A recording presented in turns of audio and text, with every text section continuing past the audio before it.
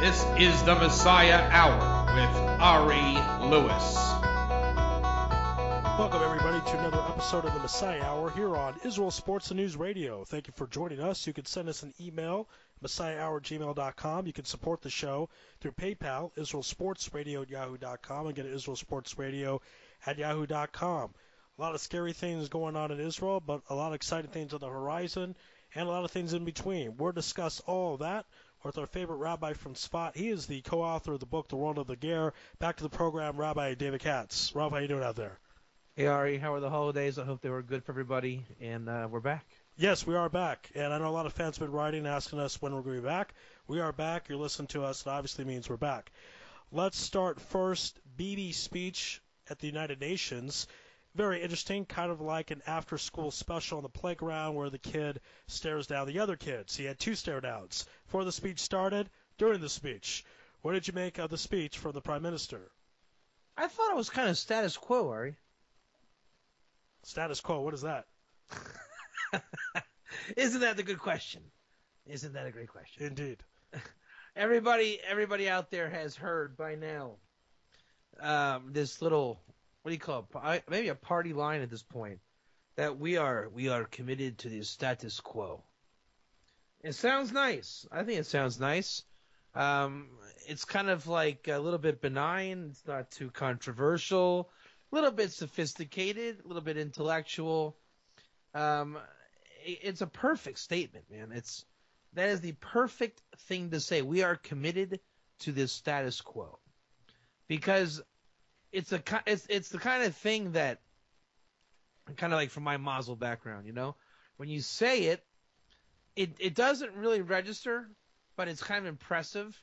You know, Ari, if you were to ask me, hey, Rabbi Katz, how was your sukkah? Did you find a way to build your sukkah nicely? I say, well, Ari, you know, in my building, the status quo is that you put it up 3 days before Chag. What would you say about that? It hits you kind of funny, doesn't it? Yeah, because you don't have to put up 3 days before, and it doesn't say that. You put the day before, get 4 days before. Put it up all year round. My parents have it up all year round, for example. Right, but when I say the status quo, you're not really challenging me on that part. You just kind of take it, you know what I mean? Whatever I say, you take it when we bring in the status quo thing. Anything you ask me, if I respond to you with status quo, it's like gulp, you know? Okay, you know? And that's what Bibi was saying. He's been saying this for years. And so the big thing, you know, his big party line at the UN was, you know, very timely inserts of "we are committed to the status quo." I challenge all of you in Radio Land to Google, on Rabbi Google, "Status Quo Israel," and you will find out it is actually not a little euphemism that he's using. It is a bill written, I believe, 1947, into the state of Israel, pre-official Zionist state, like right on the cusp. And for all intents and purposes, it is our version of separation of church and state. So when he says he's committed, Israel, we are committed to the status quo, what he's really saying is we are anti-Torah and Judaism as a state, as a Jewish land, which, I mean, man, once you go there, you're opening a can of worms. On a diplomatic level, it's probably a good thing.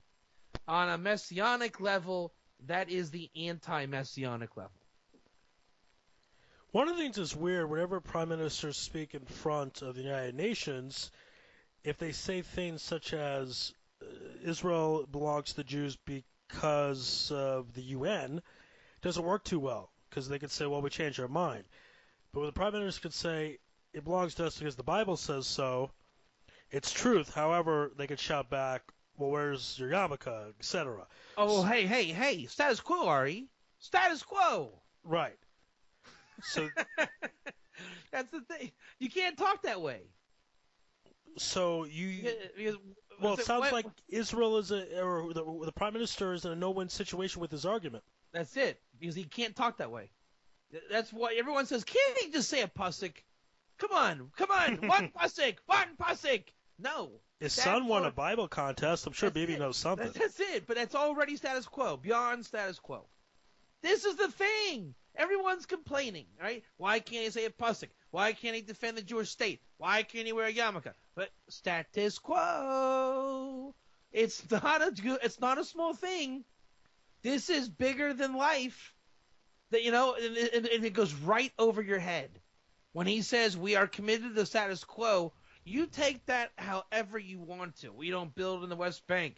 We don't tear down the mosque. We don't, go down on Arabs. What he's really saying is, I am the elected leader of a democratic state, and it is illegal for me to be overtly Jewish in front of you. Thank you.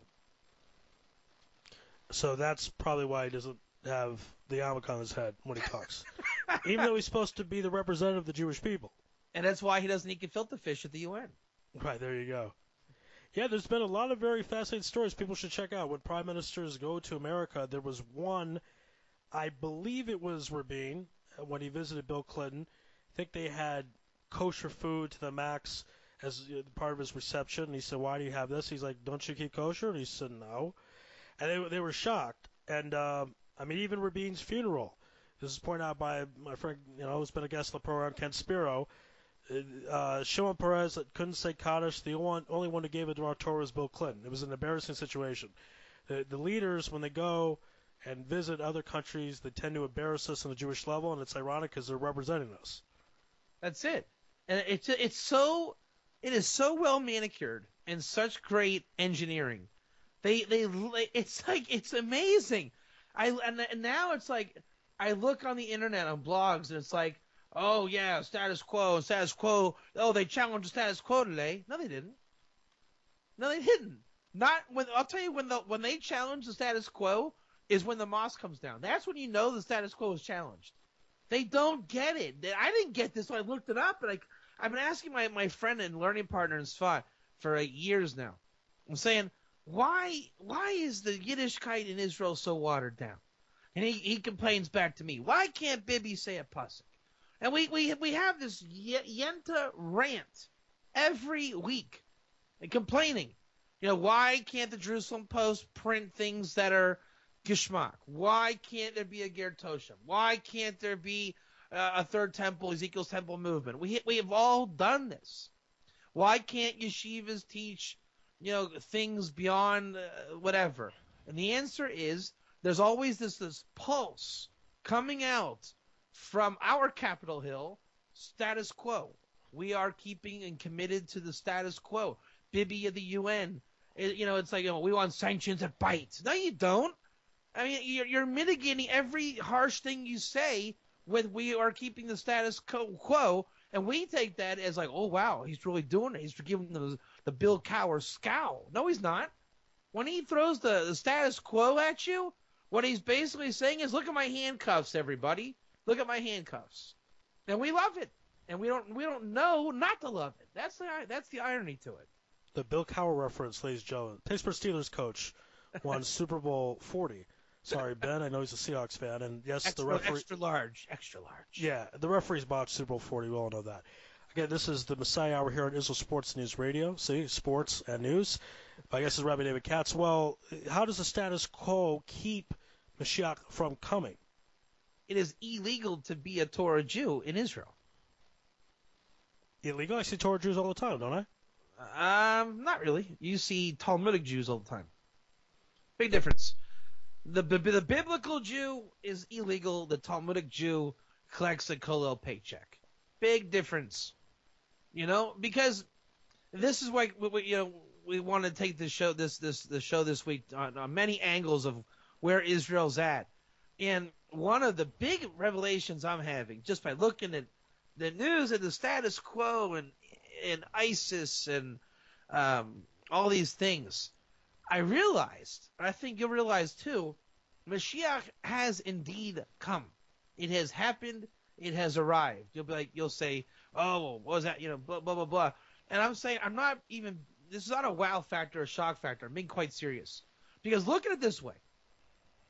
If we're saying the status quo is Bibi's handcuffs, okay, and the government is committed to this from the time of Rav Kook's Beis Din, like way, way, way back.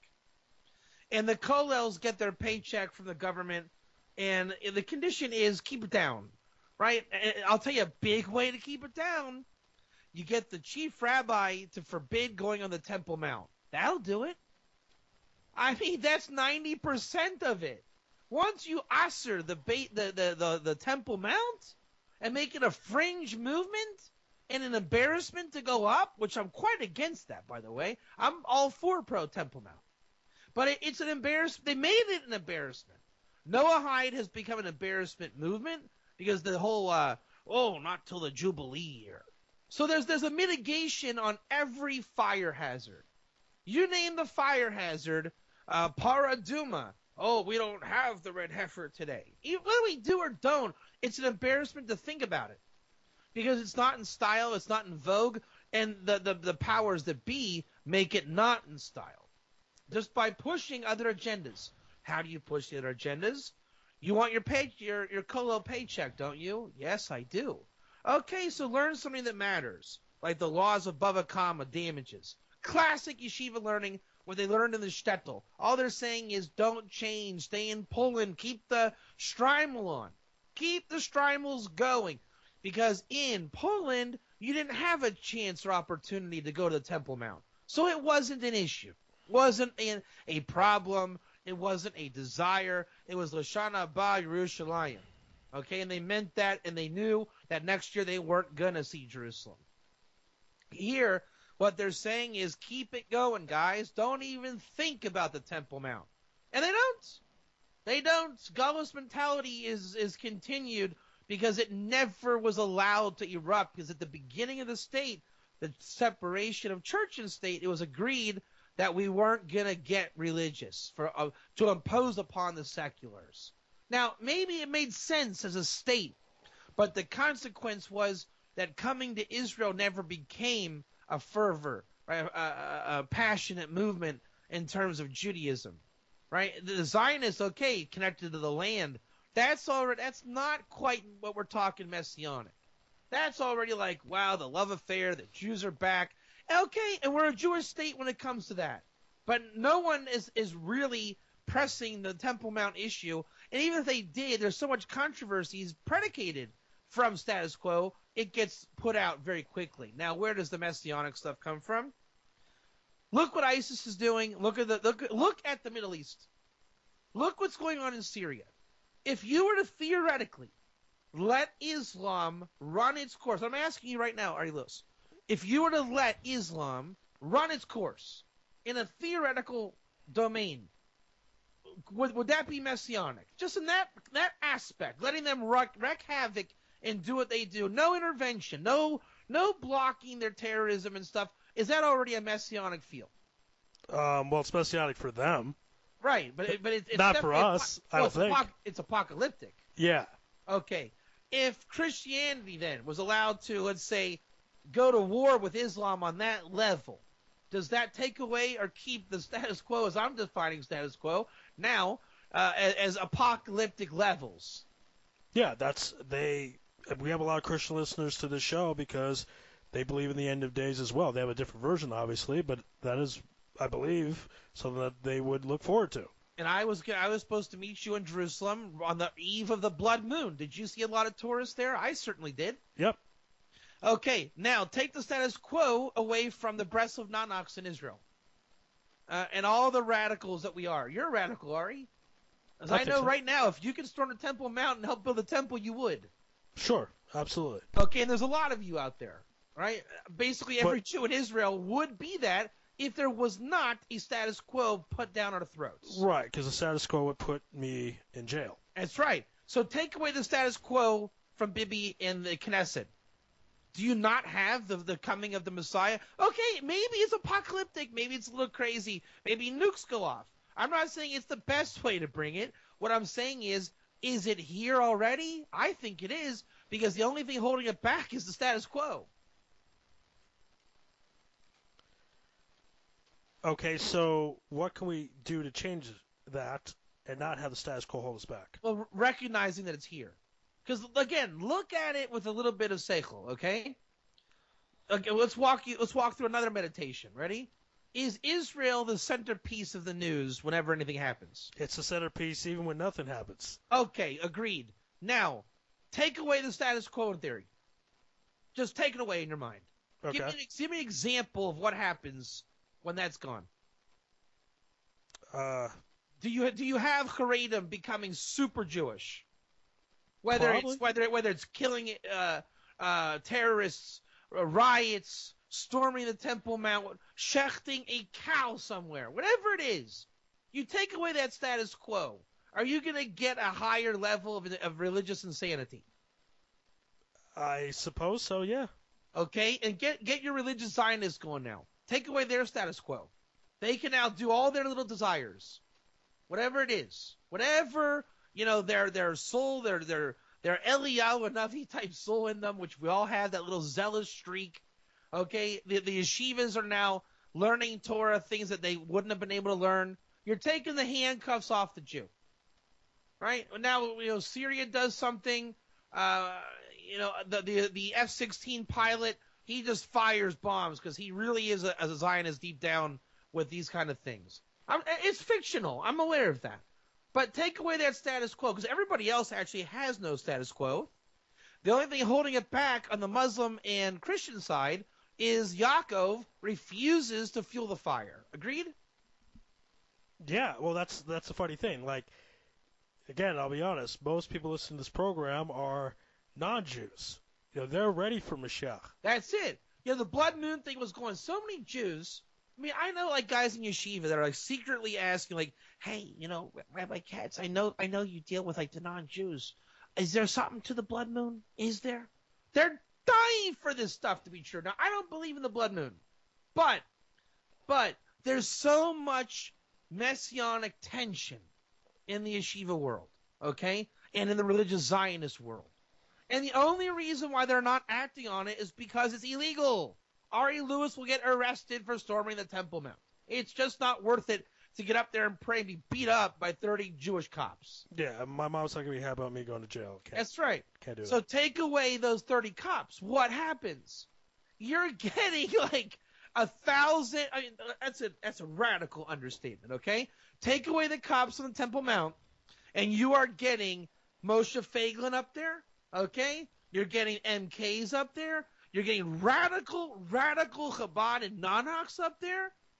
And the Arabs already, once you get that far, the Arabs are going to go nuts. Then you get the settlers are like spraying bullets. Then you got the Christian Zionists going even more nuts. And now you have a crisis. Now remember, you pulled off the status quo. Okay? So Bibi says, and, the vengeance of Hashem is like, why don't you, I mean, seriously. That is by definition a messianic outcome because the tension has arrived. Messiah has arrived. It is here. Now, 150 years ago, even when we were kids, it wasn't that tense. It just wasn't. The handcuffs weren't holding back at this level of intensity. So you can imagine how strong the status quo is right now. Because it literally is holding back the apocalypse. And I'm not suggesting that the Mashiach will come only by an apocalypse. What I am saying is there is right now an apocalypse. It is just being held back. Again, this is the Messiah Hour here on Israel Sports News Radio. My guest is Rabbi David Katz, co-author of the book The World of the Ger. It can be found on gergear.com. Rabbi, let's talk about the situation that we're in. Kind of insanity. Stabbings going on, and people have been murdered in cold blood, innocent people. And the people might say, well, how is this related to the Mashiach coming? How is this related to status quo? Does this all tie in together? Remember the Gazan War? The last one? Right, we kind of lost track, but the last one, yeah. And so remember how much anti-Semitism came out when Israel started blowing people up? Yeah, that's when you really saw people's true colors. That's it. So this is more of a revelation that this is not arriving, it's here. There's stabbings going on all over right now. Not really, but again, God is bringing you a revelation. The Gazan war was a huge revelation of what's going on. And then it disappeared. Look at that. Wow. We made peace with Gaza, so to speak. And then all of the anti-Semitism was gone. Overnight. You remember that? The irony is, there's a midrash, Jewish, how do you call that, fable or folktale legend. It says that the first Messiah is like the last Messiah. And they compare it to Moses, right? Moses was the first redeemer, such as the last redeemer. And for this reason, they say that the soul of Moses is the soul of the Messiah. That the Messiah comes like a deer running through the woods. And the way a deer comes at you, because it's fast and it blends in, it's always coming, and sometimes you see it and sometimes you don't. And that's where we're at. It literally is here. And there are times that we see it, and there are times that we don't. But the times that we don't, that doesn't mean it's not here. It just means the status quo is pretty strong. But the times that it's here, that's not a surprise, because it is here. Right? The Muslims that are rioting and stabbing, it's not like, oh, what got them upset? The apocalypse is happening for them. Go look at the Syrian news. Right? It doesn't have to be the prophecy of, oh, Putin now is in Syria and they're reporting on the blog scene, oh, Obama's Gog. How do you know that? Maybe it is, maybe it isn't, but that's not the determinant factor to look at the events in the world. The determinant factor is pure logic. Ishmael is full-blown committed to the apocalyptic end because their clergy have instilled that.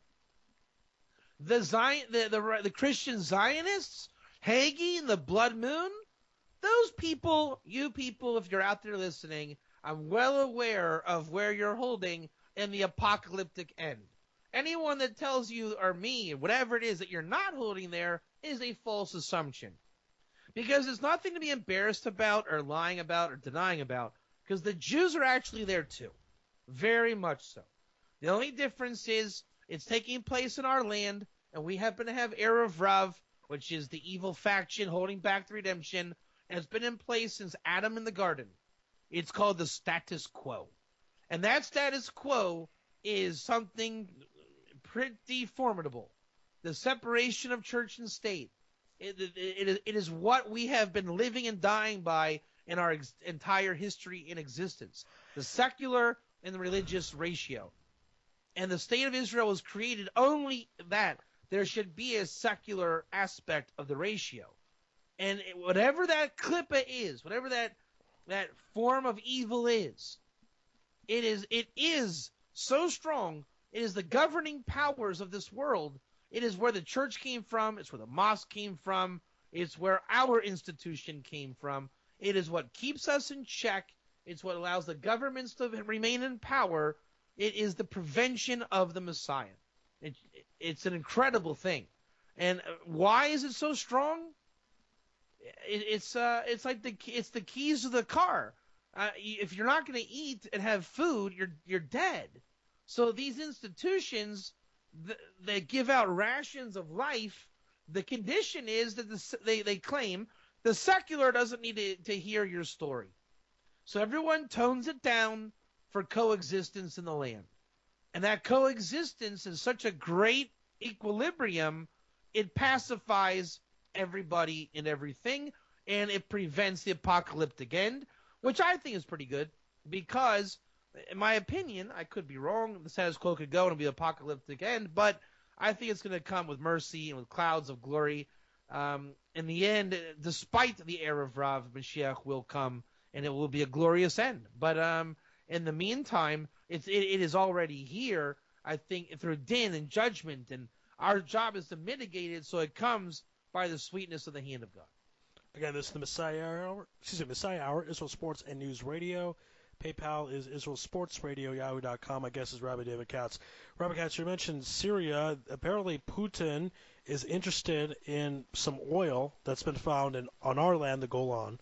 Tell us a bit about that, because this oil could shift things to our direction where not only we're independent, but we may be a superpower within 10 years. What's always great in looking at the end of days angles is you never quite know which angle God wants to bring, right? Is it going to be the Pope and like his, pedophile mentality where they hunt like kids down in the black Pope, black garb, and like real Amalek type stuff? Is it going to be the geopolitical stuff with Brzezinski and Kissinger and these, Rothschild banking and the New World Order, right? Is it that? Is it going to be like the gay transgender thing in the White House and Obama with liberty and that aspect of Gog? We're asking basically, where is Gog? And you can make a case for all these guys. Well, which one's going to be the straw that breaks the camel's back?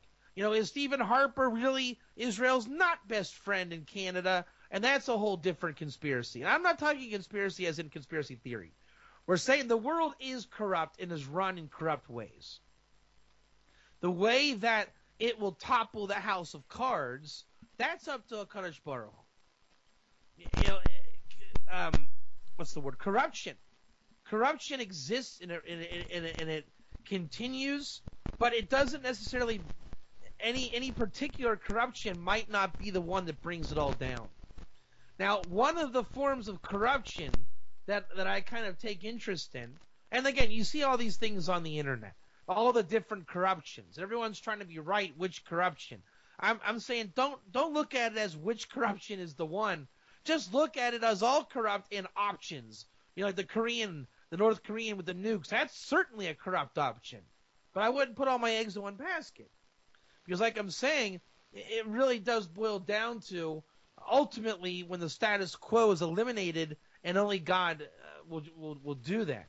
But again, one of my favorite storylines is that the American-Russian, confrontation, which is also a type of Armageddon, right? Russia, this is the whole Pollard thing. They're really adding to your Gula thing. Pollard coming out of jail next month, they say that the knowledge that he had was that Russia and America is in the apocalyptic end themselves. Meaning they are at war. They're just kind of they're having their own status quo, keeping them from actual bombs. You go your way, I go mine. And they say it's over natural resources. They say that's like the real Gog program. Now, again, I'm not selling out to which one is which. I don't believe there is. But a great aspect is the whole natural resources. That the world powers are in conflict and have arrived at Armageddon over the natural resources. So the pundit would say that with Israel finding billions of barrels of oil in the Golan, I guess near Katsrin, I heard, that Putin now moving into Syria, everyone's asking, why is he in Syria? What is Syria? Why? What in the world is Syria? Why has Assad been left to stand for these years? Why is China thinking about coming in? Why is Obama doing nothing but waiting for his wedding Muslim ring to come back from the month of Ramadan? All these things. And again, one of the to turn it back on the side of Torah, another storyline I love is there's a concept that when the 12 princes of Ishmael are fallen from power and Damascus will fall as a city, Mashiach will come. Now, why do I like that one?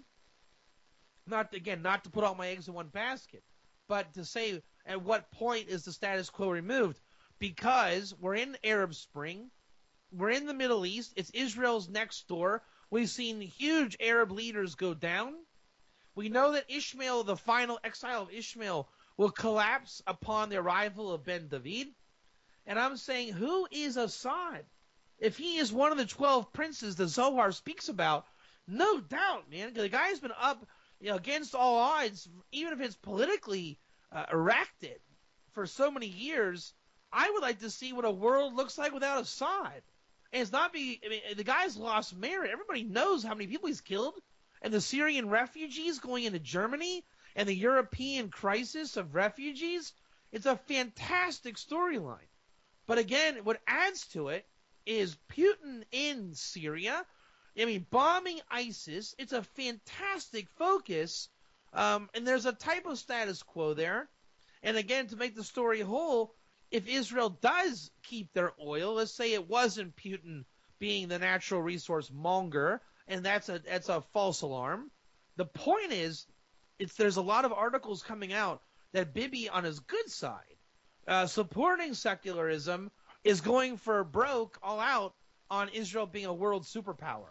And they're getting there. It is really, you can feel it here. Israel it's a powerful state. I mean, the status quo is doing something on the side of good, despite the fact, and they have tons of natural gas that are finding in the sea.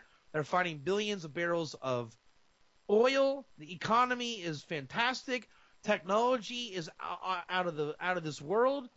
Israel's a force to be reckoned with, and that's just another great storyline in how it's going to end up. Yeah, I mean, talk a bit about the changes with technology. There are a bunch of different things going on, and also the economy. I think Israel is one of 3 stable economies in the world. Europe is bankrupt. United States almost $20 trillion in debt. So that seems to be a sign about Israel being like in the times of King David, where it was the number 1 country on the planet. I'm not doing too bad. I make about 20 shekels an hour. It's pretty good here. Well, that's a whole other story about how people in general don't make money, but the country in general does okay. The funny thing is, my mother made Aliyah, and she says, why can't they pick the trash up over here? Why is it so messy? Why are Israelis so not Jewish? And it's a funny thing because the local Israeli is not the international Israeli. You know what I'm talking about? You ever seen this like paradigm? The international Israeli, he's a force to be reckoned with. They're in business with China and India. I mean, they are doing stuff. And over here, we're eating falafel and matbucha.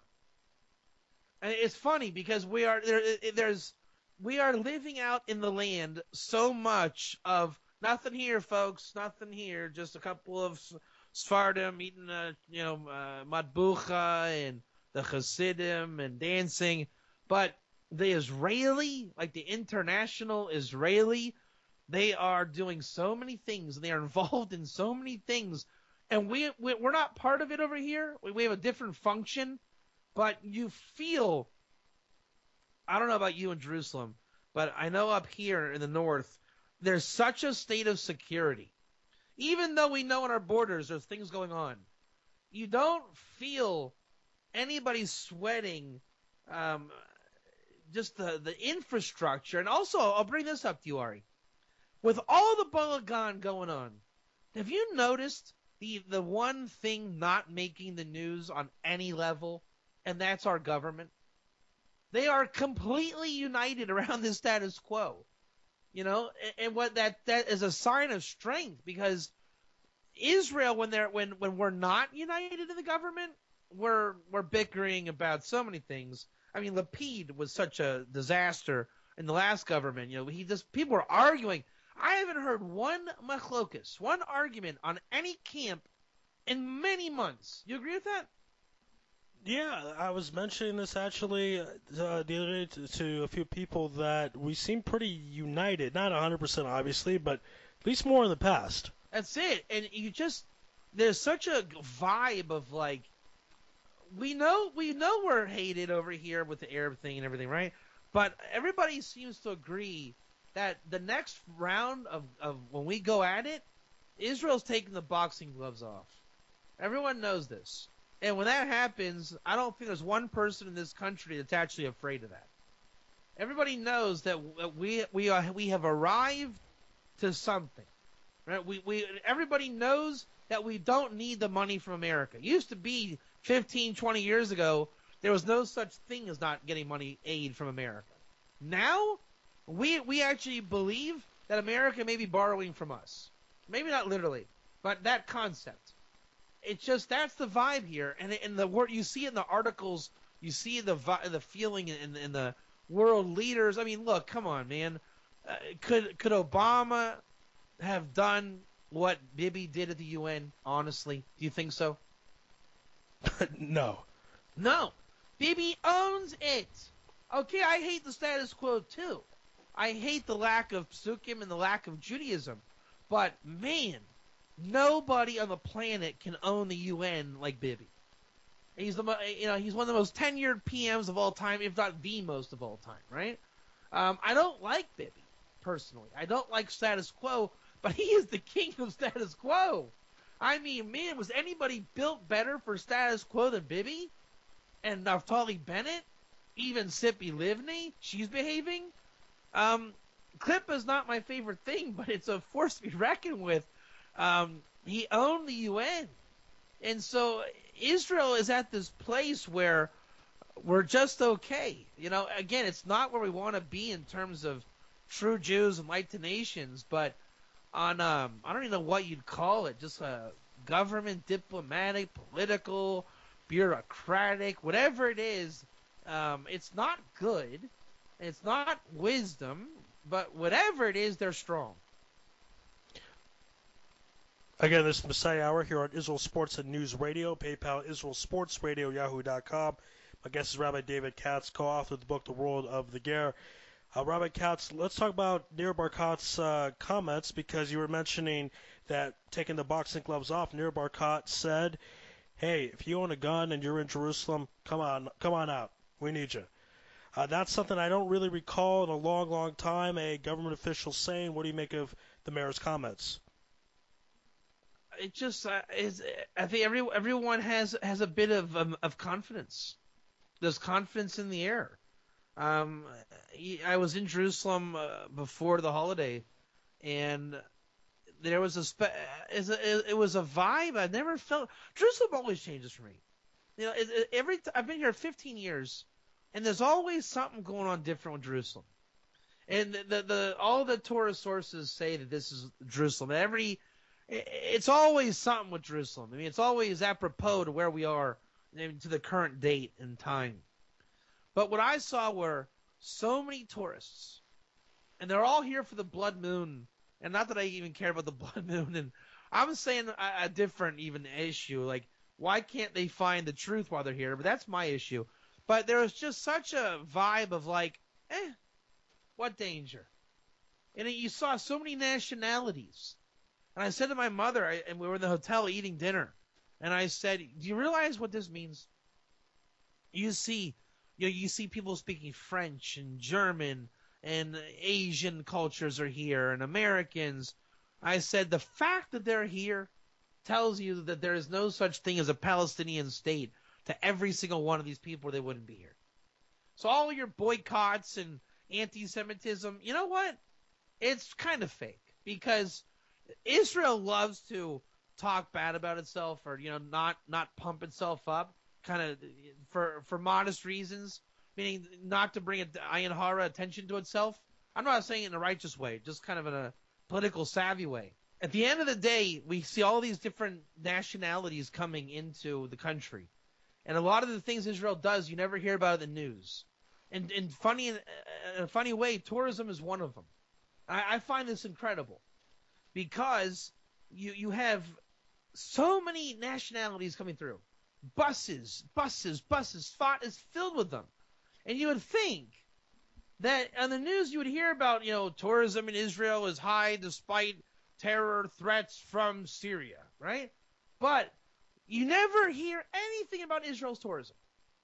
But at the end of the day, everybody's here. I mean, if you live in Jerusalem, you've seen it. It is popping and booming with people. They've redone the hotels. And so many different countries are here, and the old city's packed. And it's astounding. Israel's like, yeah, you know what? We're kind of good at computers. And you read between the lines, and you find out what they're doing. Their cyber teams are fantastic. But, they lower the ratings on purpose to not draw the attention from anything. So Israel is totally, on one hand, under the radar on the things that matter. People are upset about the things that don't matter in terms of like the boycott and stuff. But the growth power and the investments coming in, the people coming in, tourism coming in, messianic light coming in, the news doesn't pick that up. But when you're here, you understand that there's a huge thing going on, particularly in Jerusalem, to the point where, I'll tell you this, I was in the, how do you call it, the Mamilla Mall? Is that what it's called, the Mamilla? Yeah, Mamilla, yeah.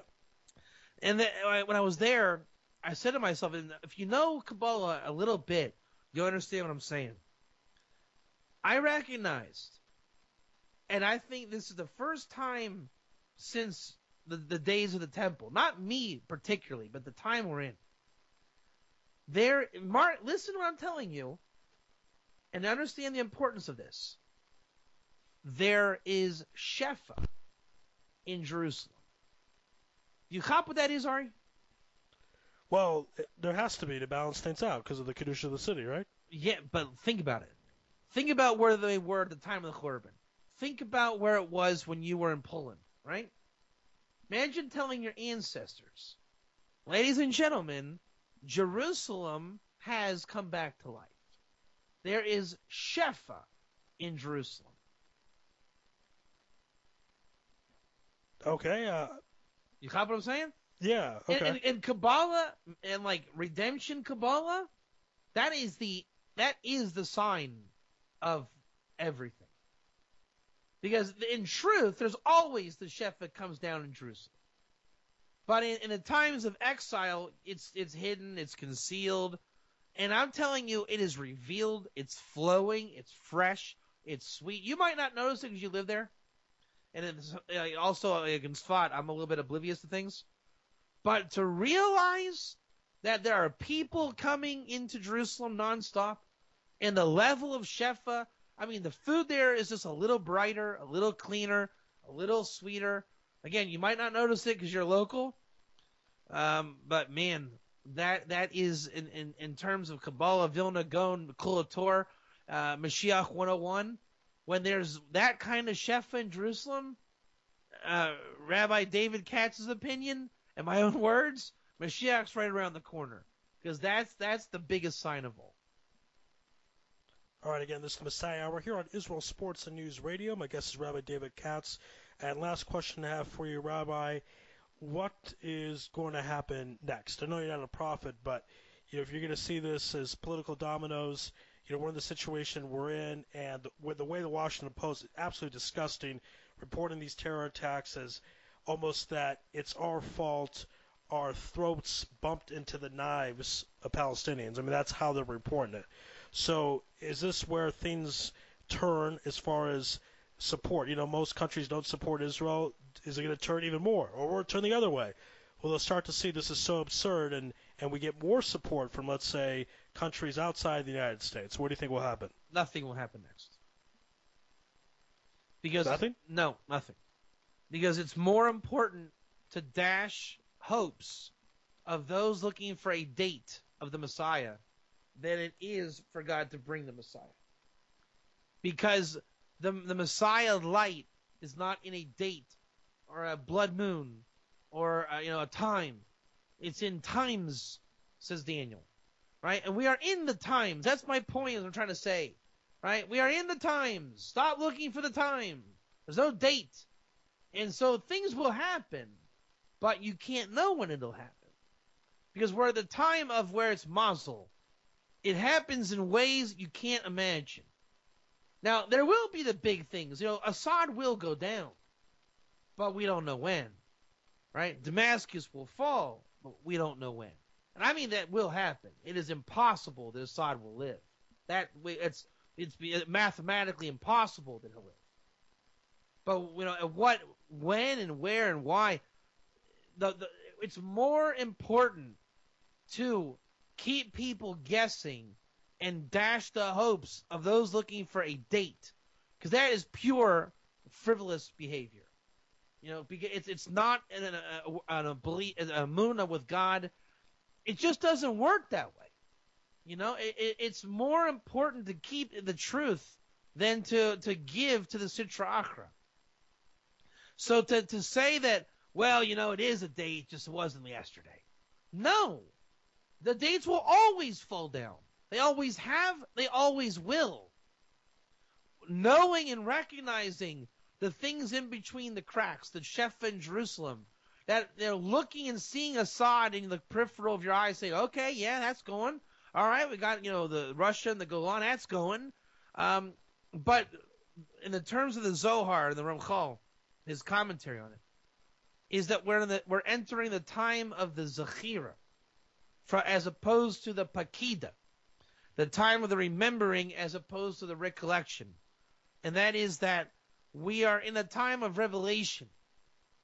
And that's what I'm trying to show here, is that revelation isn't going to be what the Christians will say it is, and the Jews believe that. It's like, the trumpets blaring. Now, one day in the future, I don't know how fantastic it'll get. The Rambam has his view, the Ramban has his view, but we're talking about now. Revelation is something different. Revelation is, as the Rizal says, quoting the Talmud, there is something called his mazel sees, but his eyes don't see. I'm telling you right now, your eyes are not going to see, not for a while. When there's a third temple standing there, then your eyes will see. The challenge now is that your mazel sees. Mazel is synonymous with wisdom. You must be able to see with wisdom. Wisdom right now tells you that there is something to see. The problem with wisdom is that it is easily satiated. This is why the scholarship of Torah is very difficult. It's one thing to learn a wisdom. You say, oh, eureka, that's it. The problem is now you've digested it and you need more wisdom. You must receive the sustenance and shefa from God always. So the only thing we have to pray for, in terms of the question you're asking, is the wisdom, the shefa fed into the wealth of wisdom, that we can continuously perceive the revelation of such things going on of the end. That there is an apocalypse going on right now, and that the status quo is holding it back. These are complicated and complex wisdoms. That's why they're hard to see. But they're actually very simple and right in front of you. So it takes kind of a creative Torah eye to perceive the end that we're in. It's very easy to lose emunah when you are not satiated with the fresh and newness of the revelation of the redemption. The fallout of that is you give up and say, okay, just make something happen so big that I can just have easy emunah and I'll never forget. And the answer is you have to stop trying to remember God and realize that God is here bringing it. It is coming upon you. There's nothing to remember. You have to learn how to open your eyes to receive the revelation. It's a total shift in attitude. When we get that, we'll be able to bring out more revelation in a continued state of existence to basically people will get momentum and the mazel will return, and there will be the loss of the status quo, which will culminate in Yaakov showing up to the party, which ultimately will bring the third temple into our time.